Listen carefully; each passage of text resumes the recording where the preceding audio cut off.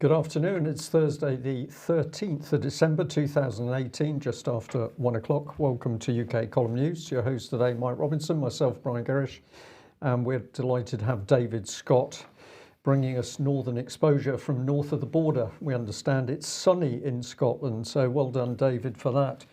Brexit, Mike. Well, she survived, indeed. Well, how much did she survive by? Well, everybody knows by now. 200 votes for her, 117 votes against her. The question is, how did she feel about this? And so, we're going to have to, I'm sorry, I do apologize to everybody, but we are going to have to watch just a few seconds of what she said last night after the result of the vote, because, well, just look at how she was dealing with the situation. But at the end of it, I'm pleased to have received the backing of my colleagues in tonight's ballot. Whilst I'm grateful for that support, a significant number of colleagues did cast a vote against me, and I've listened to what they said. Following this ballot, we now need to get on with the job of delivering Brexit for the British people. For my part, I've heard what the House of Commons said about the Northern Ireland backstop. And when I go to the European Council tomorrow, I will be seeking legal and political assurances that will assuage the concerns that members of Parliament have on that issue. But while delivering Brexit is important, we also need to focus on the other issues that people feel are vital to them, that matter to them today. That matter to them today. Look, I'm going to bring David Scott onto the programme at this point. David, I'm just interested in your thoughts about that, because Theresa May, okay, she's had a difficult day, maybe didn't get much sleep the night before, but seems to be exhibiting some of the same types of signs of stress that perhaps we saw from Hillary Clinton in 2016. Perhaps, yes.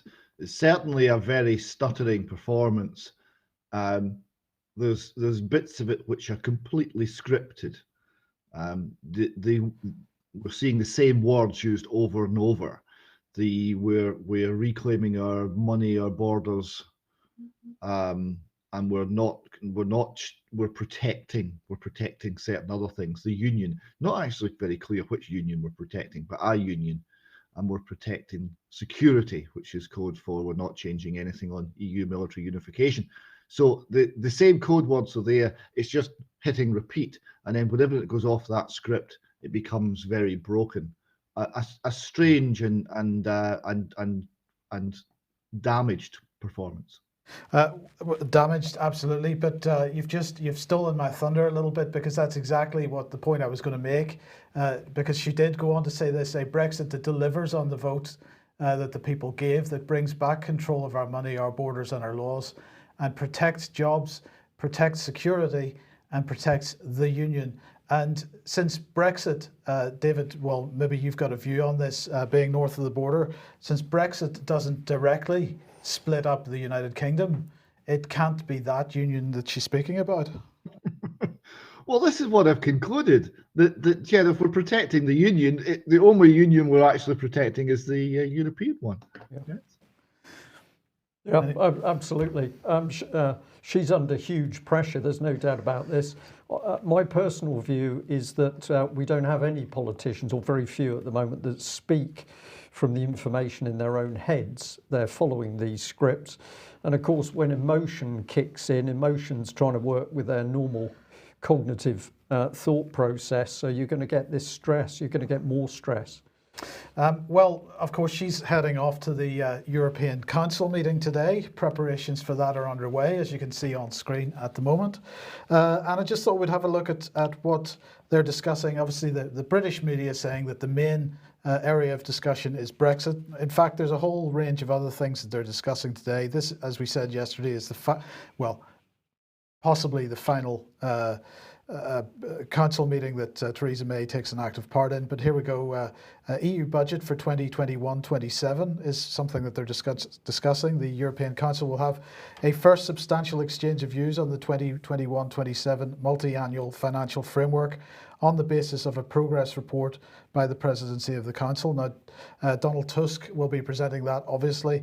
Then they're going to talk about the single market. They're going to talk about migration. We're going to come on to the issue of migration later in the programme. They're going to talk about external relations. Well, we were showing a little bit about that and Federica Mogherini's recent comments on that yesterday. And they're going to talk about some other stuff, which we'll also come on to later in the programme.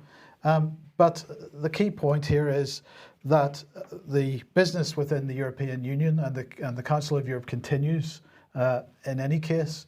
Yeah. And what is Theresa May really going to get out of this meeting? Really, all she is hoping for is some kind of leeway with regard to the wording of the backstop. That isn't really going to satisfy anybody. And the situation isn't going to change in a hurry here. All that's happened as a result of this vote of no confidence, as many people have been making the point, is it has delayed things slightly. And of course, that's, we would argue, part of the intention. Yep, delay is good for the European Union, and any form of Remain vote, delay, confusion. Now, let's come on to the Integrity Initiative and the Institute for Statecraft. And Emily Thornberry raised the issue yesterday in the House of Commons. So here's what she had to say. To ask the Secretary of State for Foreign and Commonwealth Affairs to make a statement on his department's funding of the Institute for Statecraft's Integrity Initiative. Statecraft is an independent UK-based charity whose work seeks to improve governance and enhance national security. It runs a project called the Integrity Initiative, which is working to counter disinformation overseas by bringing together groups of experts to analyse and discuss the problem posed by Russian disinformation. The government is funding this initiative with nearly £2 million this financial year. That funding covers its activity outside the UK, and it does not fund any activity within the UK, nor does it fund the management of the Integrity Initiative's social media account. Recent reports that Foreign Office funding has been used to support party political activity in the UK are therefore wholly untrue. So that was Emily Thornberry, and then Alan Duncan responding. Now, Emily Thornberry was a little surprised by the final comments from Alan Duncan there, and so she challenged him on it. So I just wanted to have a look at his response to her challenge. Specifically states that the grant must not be used to support activity intended to influence or attempt to influence the UK Parliament, government or political parties. We have not seen any evidence that the Integrity Initiative have breached this obligation, and the accusation that government money has been used for domestic political purposes is utterly unfounded, and I say once again to the Right Honourable Lady that no Foreign Office funding is used for their UK domestic activity, and she can look at me as aghast as she likes, but the money that comes from the Foreign Office is used for activity overseas, and she should accept that as the and if she doesn't accept it, she should say in terms what she is accusing me of, because that would be a breach of the forms of the House. So he wasn't terribly happy there. Mr. Angry, which is always a classic sign that you've got something to hide. He's telling part of the truth, but he's not telling all the truth, I think, is the key thing here. There's a couple of very interesting things that were said there. First of all, David, I'm with Emily Thornberry somewhat aghast that he is claiming that none of this money was used for UK activity when there is a UK cluster. And in fact, the UK cluster seems to be the core of the whole thing. Well, yes, this is exactly correct. The main driver here is countering what's termed Russian disinformation, countering alternative narratives, because any alternative narrative is now a Russian one, here and in Europe, because they're looking to strengthen the will of this country and of the European state that's emerging for future conflict. That this is the underlying agenda. Now, on one level, yes, Alan Duncan's absolutely correct. That the story that's been put forward consisting of some retweets is nothing really, and that does not represent a party political agenda. But he then went on to say that they've not been influencing the UK government and the UK Parliament. Oh yes, they have, hugely. Yes, oh yes, they have. So let's have a look. And there have been a few other questions asked, some written questions from Chris Williamson, MP. So let's have a look. He said to ask the Secretary of State for Foreign and Commonwealth Affairs, pursuant to the answer of 3rd December 2018 to question 196177 on Foreign Commonwealth Office Integrity Initiative, if he will publish the Department's A, documents and B, correspondence on grant agreements for the Integrity Initiative. And Alan Duncan responded to this, and he said the FCO's Counter-Disinformation and Media Development Programme is designed to protect national security by countering disinformation directed at the UK and its allies from Russia. Russia persistently uses disinformation to target its perceived enemies.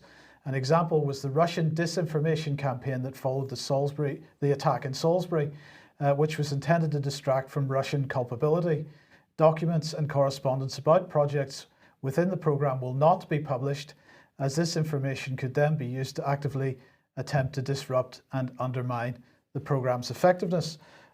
So Chris Williamson MP then asked to ask the Secretary of State for Foreign and Commonwealth Affairs what the A amount and B recipient name was for grants paid through the FCO-led Russian language programme in the latest period for which figures are available.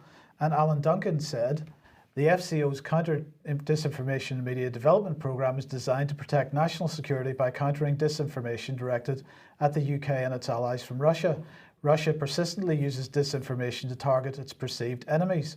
An example was the Russian disinformation campaign that followed the attack in Salisbury, which was intended to distract from Russian culpability. Information about individual projects within the programme will not be published, as this information could then be used to actively attempt to disrupt and undermine the programme's effectiveness. So incredible stuff, but Chris Williamson went on.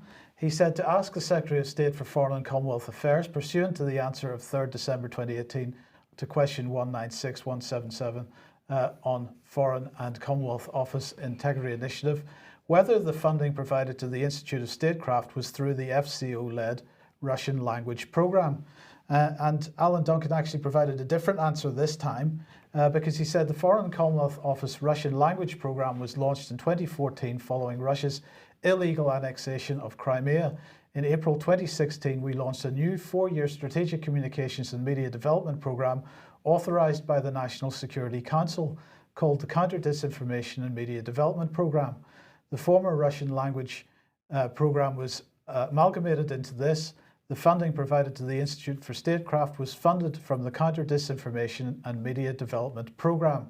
So this is quite an incredible answer because it allows us to put together a little diagram showing how this works. So at the centre of this diagram is Mark Sedwill. He's a civil servant. He's head of the National Security Council and he's also head of the British Civil Service and therefore works in the Cabinet Office, head of the Cabinet Office. So there he is as head of the National Security Council. There he is as head of the Cabinet Office. And of course, as head of the Civil Service, he's therefore head of the Foreign and Commonwealth Office.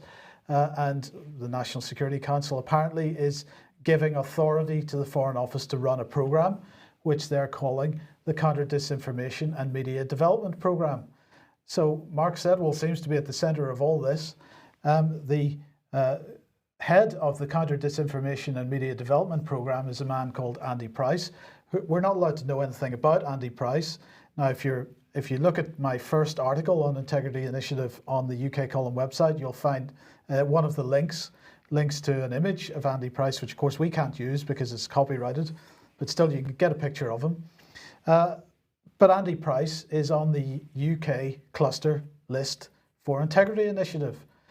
So this seems to be the way the network works, David.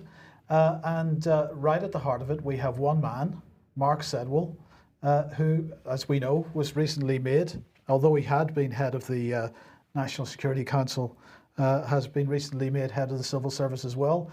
This is quite A spook we're talking about. Absolute spook, but it's got to be dangerous to have one man, the spook, in charge of all this, because where's the oversight and where's the accountability?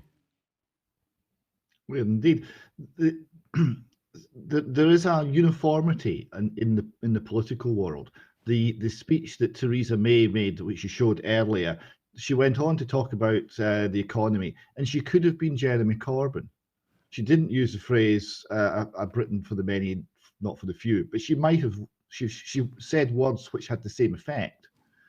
And when Labour were objecting to the whole integrity initiative, and Emily Thornberry was leading the charge on that, she was still accepting that Russian disinformation is a threat and it's a huge national security issue. She was accepting all of the premises on which this operates. Well, in so fact, really those were the first words out of her mouth. Yes.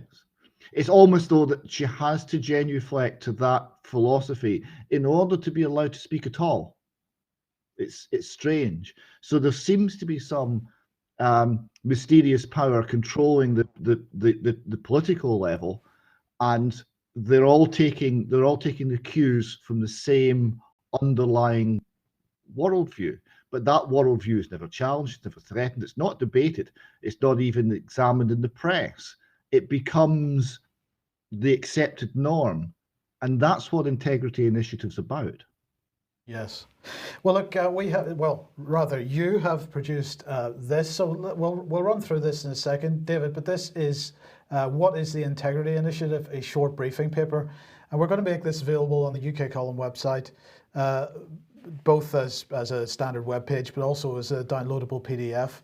And I think we're going to encourage as many people as possible to download that and distribute that to their MPs and start asking questions. But just run through the main points here, David, if you could. Yes, firstly, thanks to Alex Thompson who worked with me on this. I'll just run through them. Point one, the Integrity Initiative is part of a UK government counter-disinformation and media development programme. The Counter-Disinformation and Media Development Programme is run primarily by the Foreign and Commonwealth Office in consultation with the Ministry of Defence, but it was authorised by the National Security Council, a recently established cabinet committee that oversees all national security matters. The Integrity Initiative was founded by the Institute of Statecraft, a Scottish registered charity with official headquarters in a disused mill in Fife.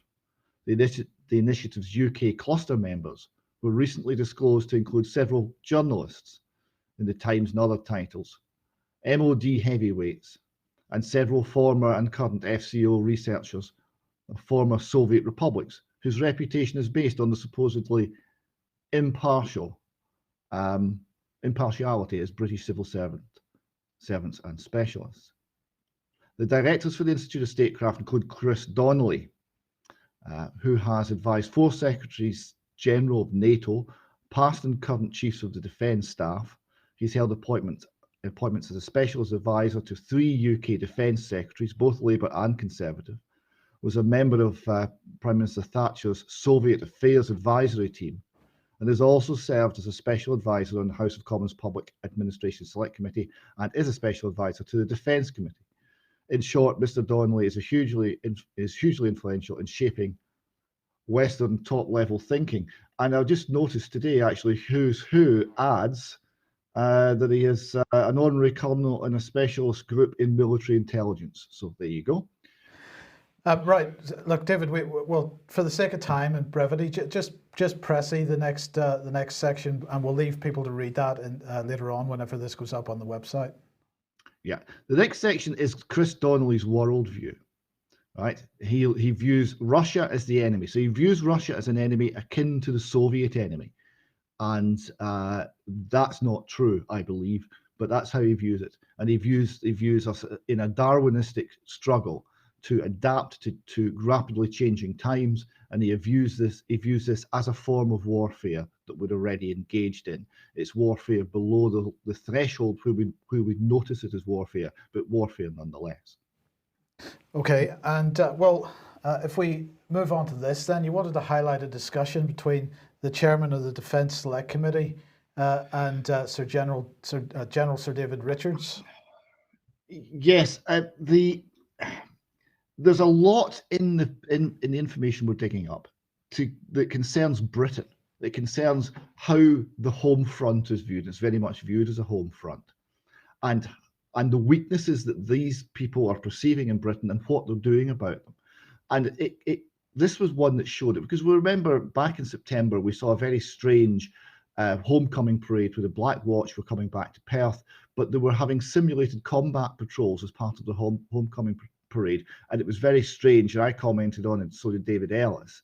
Now, this is the exchange that we got. The chairman of the Defence Select Committee said, "Do you think that the distinction between what the military does in the United Kingdom, namely aid to civil authorities, and what the military does abroad is now an anachronism?" This is a Chris Donnelly point, to which General Sir David Richards, who later became the chief of defence, the chief of all of the military, replied, "Yes, I have heard him talk about this. There is something in it." And he later concluded, "But I think that may be something that we would have to talk about, not in a public session." So the British Army, the British military, is being told that it has to not make a distinction between Helmand Province and your local high street, but we're not going to be discussing that in public. But in the meantime, you've been looking at some of Chris Donnelly's published works, and it appears he seems to be a bit of a fan of Karl Marx. Is that right?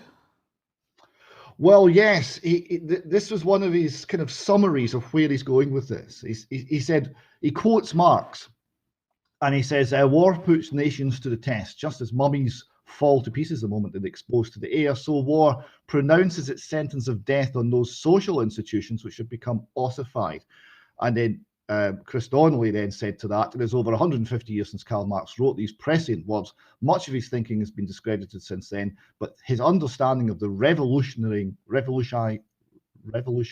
impact of war on society has been proved correct." So he's advocating that approach, and not the rival one best summarized by Ludwig von Mises, who said war is a destroyer and an annihilator.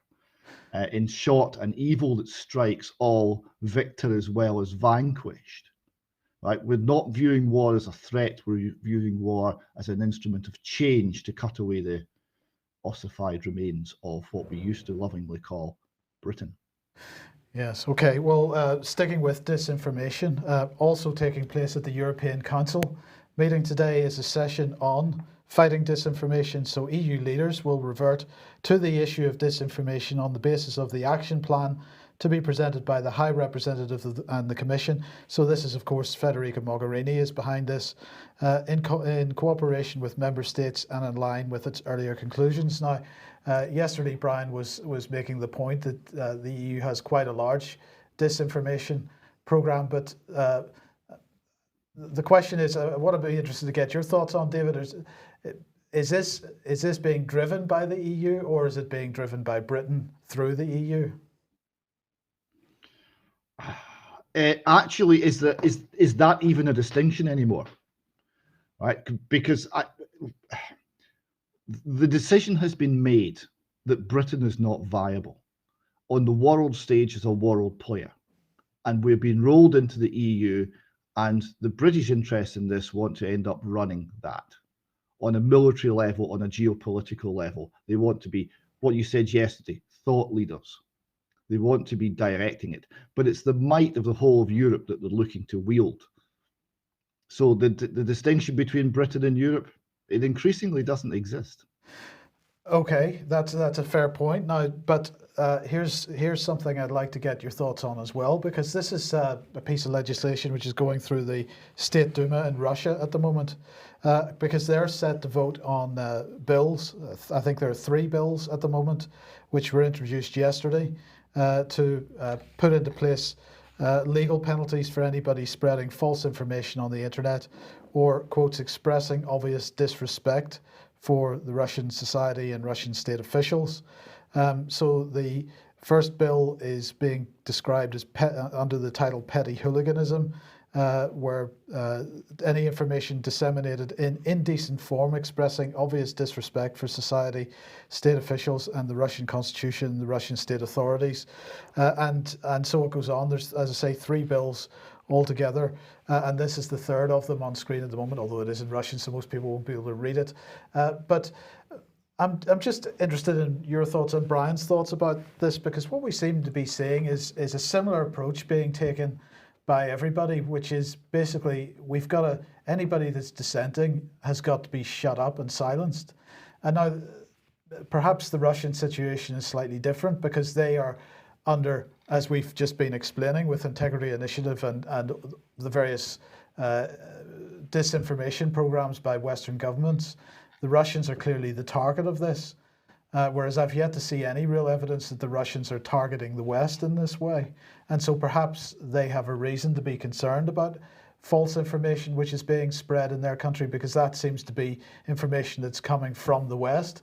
On the other hand, the false information, in inverted commas, that the West is trying to shut down seems to be coming from people like us who are presenting alternative narratives to the mainstream, to the government narrative. And which is then being labelled as Russian, even though it isn't. So maybe that's a distinction, but it does slightly concern me, perhaps, David, that the same approach is being taken, which is just to try to silence it, because I don't believe that works in the end. Well, I think you're right to be concerned. I don't think that the position of Russia should be viewed as either benign or a potential saviour. But what they're not is what they're being painted in the West as this hyper-aggressive reincarnation of the Soviet Union. That's just not true. Now, the one of the things we've learned about from the Integrity Initiative is there's a view called hyper-competition. And what hyper-competition is this struggle between states in every domain. So cultural, religious, in terms of crime, in terms of anything that goes to the solidity of a state.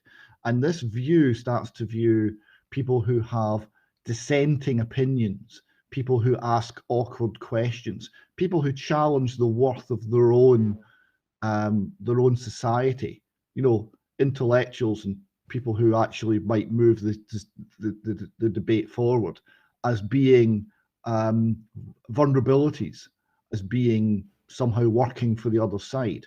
So what we're going to see is less and less toleration of anything outside the 3x5 card of allowable opinion that seems to get smaller every day. You got any thoughts? It's a very tricky question.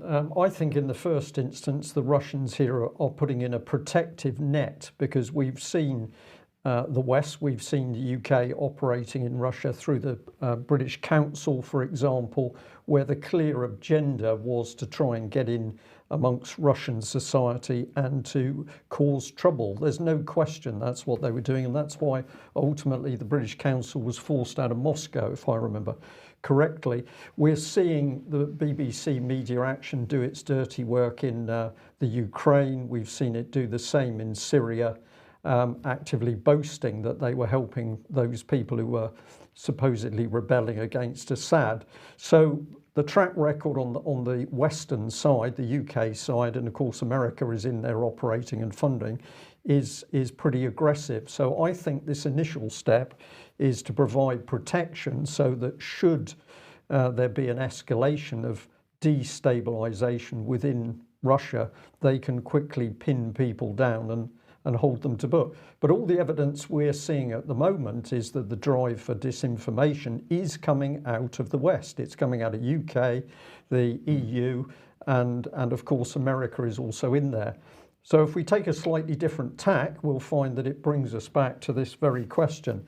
Let's bring up yesterday's image, which we put up at the end of the news as a bit of black humour, but this was an image of the riots, the yellow vests in France, and of course some wag had put Putin on his horse with a yellow vest, and the inference was that of course this was those nasty Russians causing trouble.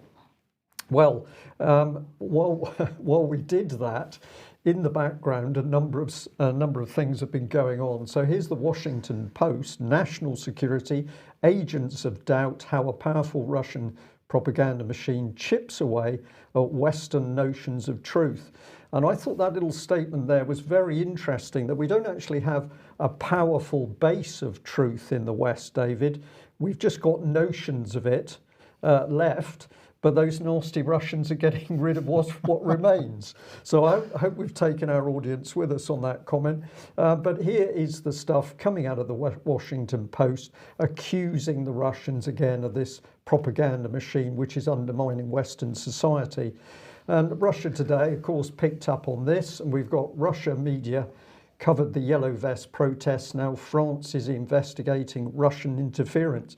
Well, I hope the French security services are not actually looking for Putin on his horse somewhere in Paris, because they're going to be sadly disappointed, I think. But let's see what the Russians have worked out. It says the network of social media accounts in question has purportedly circulated posts which focus on the violence and chaos out of the Yellow Vest protests, churning out some 1,600 tweets and retweets a day. No word yet about how many non-Russia related Twitter accounts are also tweeting out and retweeting about the protests, although perhaps it's only Russians who are restricted from sharing information about the French civil unrest. So a bit of cynicism there from the Russians, quite rightly. But then it gets interesting, because they say, according to the Alliance for Securing Democracy, a unit of the US State Department funded German Marshall Fund, about 600 Twitter accounts which have previously promoted Kremlin views have become focusing their attention on France in recent weeks. So we've now got one of these strange organisations coming into play, the Alliance for Securing Democracy. And of course, what better place for UK Column to go than to the actual source of that? And let's see what they say about themselves. The Alliance for Securing Democracy, a bipartisan transatlantic initiative housed at the German Marshall Fund of the United States, develops comprehensive strategies to defend against, deter and raise the costs on Russia and other state actors' efforts to undermine democracy and democratic institutions. The alliance works to publicly document and expose the ongoing efforts by Vladimir Putin and other authoritarian regimes to subvert democracy in the United States, in Europe and globally. I have to stop there, Mike. You're laughing, because this is all the language which we see time and time again. It's trust us. We're the only people who know how to run proper democracy, and we're going to sort those nasty Russians out. So who's at the back of this organisation? The next place we always go is to have a look at the people. And of course, the key thing here is we've got an amazing mix of people who are American deep state. So the first one, Mike Chertoff, was US Secretary of Homeland Security from 2005 to 2009. There he worked to strengthen US borders, provide intelligence analysis, protect infrastructure. And following Hurricane Katrina, he helped to transform FEMA, the Federal Emergency Management Agency, into an effective organisation. So we've got a mixture of deep state people, security people from the US. And then I found this gentleman, which I found particularly interesting, because we got John Podesta, served as chair of Hillary for America. So these are the sorts of people that we can rely on to defend democracy and to tell the truth about who is actually playing around with disinformation. And then I scrolled down the list of names and faces, and I had to pick up on this young lady, Nicole Wong, because when we read about her, we find that she chairs prior to her time in government in the Obama administration, Nicole was Google's vice president and deputy general counsel. So now we've got Google into the mix. She sits on the board of Witness, an organisation supporting the use of video to advance human rights, the Mozilla Foundation for an open internet. We've got a mix of people who are deep state, Google, you can't get bigger than that, but they say, trust us. And just before I open it up a bit, here's the German Marshall Fund of the United States. It's to strengthen transatlantic cooperation on regional, national and global challenges and opportunities in the spirit of the Marshall Plan. It was founded in 1972 through a gift from Germany as a permanent memorial to the Marshall Plan assistance. This almost takes us back to the creation of the European Union. Yeah. And I think if Dave Ellis was with us today, that's where he'd been going. But we say big money, and who are the people? Well, fascinating, because it's a mixture of senior political people, particularly in America, and vast amounts of money, either through hedge funds or corporations. So these are the people we're supposed to trust.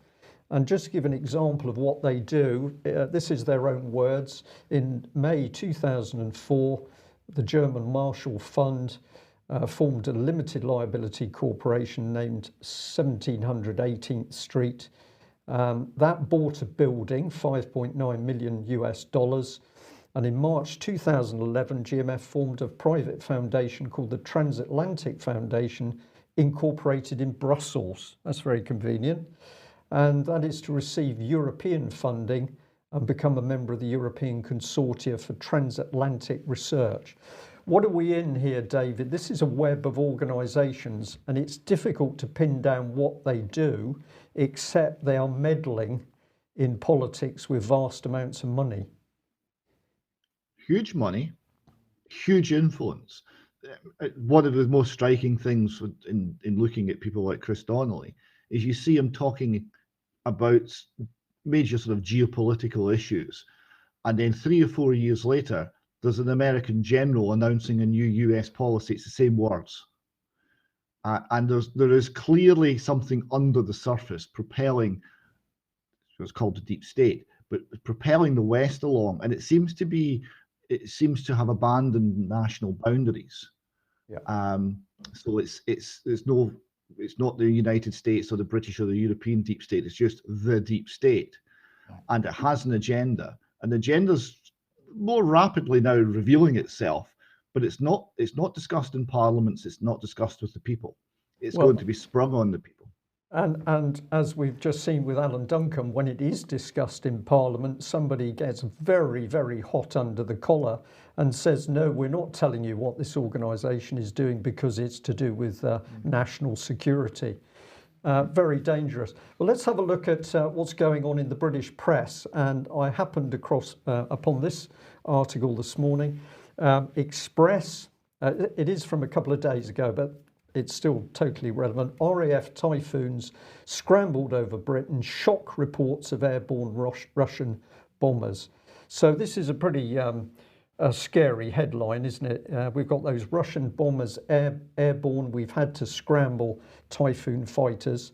So let's have a look at this story. So the jets took off from Lossiemouth in Scotland at about 5:30 in the morning and were seen flying south alongside a Voyager fueling tank. I think they mean a tanker, so it was an air-to-air fueling operation going on. But you don't fuel aircraft that have just taken off. So we've got a spelling or a grammatical error there, tank for tanker. That is fake news in itself, according to the BBC. So let's have a look at where it goes. Typhoon fighters from Lossiemouth were scrambled today as a precautionary measure against unidentified aircraft approaching the UK area of interest. So fighters go up fueled, these weren't. So the first thing they were doing is an exercise procedure to refuel, but they didn't identify the unidentified aircraft anyway. So what is this story about? Well, they didn't even intercept the unidentified airplanes, and the Typhoons subsequently recovered. Recovered from what? Well, this is a little bit of the text. We'll come on to the lady who's written it in a minute, but they actually returned to base. So there was no intercept on these unidentified aircraft, which the Express is screaming were Russian bombers. But they do point out that in September, the RAF intercepted Russian aircraft on patrol near the Black Sea. This is not true because the intercept occurred on August the 25th against one solitary Russian maritime patrol aircraft.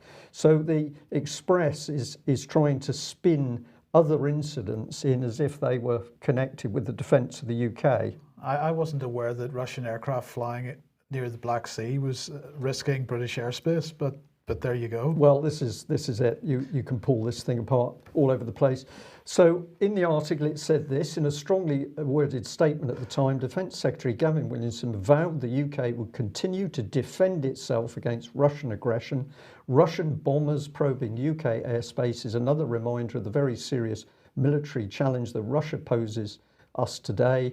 We will not hesitate to continually defend our skies from active aggression. Well, your point applies, Mike, because that example of the Black Sea doesn't count. So the Express confuses the story with what was historic comment. They then also say that Britain routinely monitors Russian warplanes near UK airspace. So there's no story here anyway. It's routine. And we've got Britain's Minister of State for Armed Forces, Mark Lancaster, spoke about an ever more assertive Russia in a speech in London in July. He said the RAF had to scramble jets more than 80 times over the last decade to intercept Russian military aircraft. So if we do some basic math, as the Americans would say, I think we're talking about 8 of these terrible incidents a year, and everybody's getting panicky at the Express.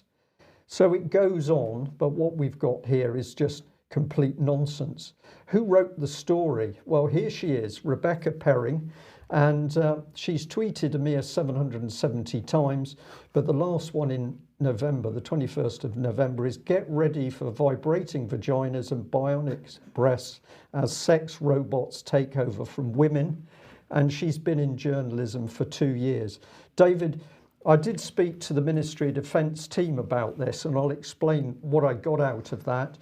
But we are supposed to believe the reports of, I'm going to call this lady a young person who doesn't to me seem to have grown up from the sort of gossip that she might have been having with a few pints of Stella in the university bar. I'm sorry. As a demolition of a story. That was poetry. That was really quite something. One scramble every 6 weeks to have a look at a Russian aircraft. Yeah, where's the risk? Well, it's manufactured. We are determined that the Russians are going to be the Soviet bad guys.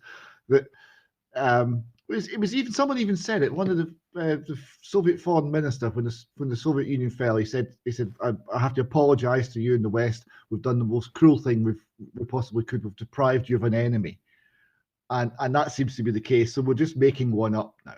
Yeah.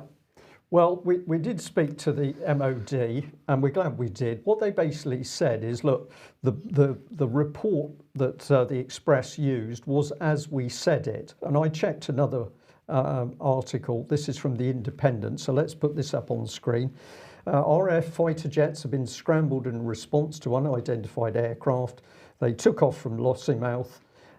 They were launched in a quick reaction alert mission as a precautionary measure, said the MOD. So that's the truth of it. But fascinating that no intercept took place, and yet the MOD wouldn't tell me any more about the unidentified aircraft. So you couldn't have scrambled the Typhoons to go and look at the unidentified aircraft, particularly if they needed fueling. You don't fuel before an intercept. So now we've got the MOD playing with the story, but look what's in the middle of it. It says the Typhoons took off from Lossiemouth on Monday morning, armed for the first time with the latest Meteor air-to-air missile. So I'm going to say, was there more to this story? This was really about advertising that the RAF had now got the MBDA Six Nation Meteor missile. And why are we interested in this? Because only a couple of months ago, UK column exposed that here was the very EU military unification we've been warning about, complete with the CEO, Antoine Bouvier, talking about how despite Brexit, UK had to stay aligned to the French. And then he said to ensure that all the good that's come to date from Franco-British industrial cooperation under the Lancaster House Treaty and more generally between the UK and its European partners is not compromised.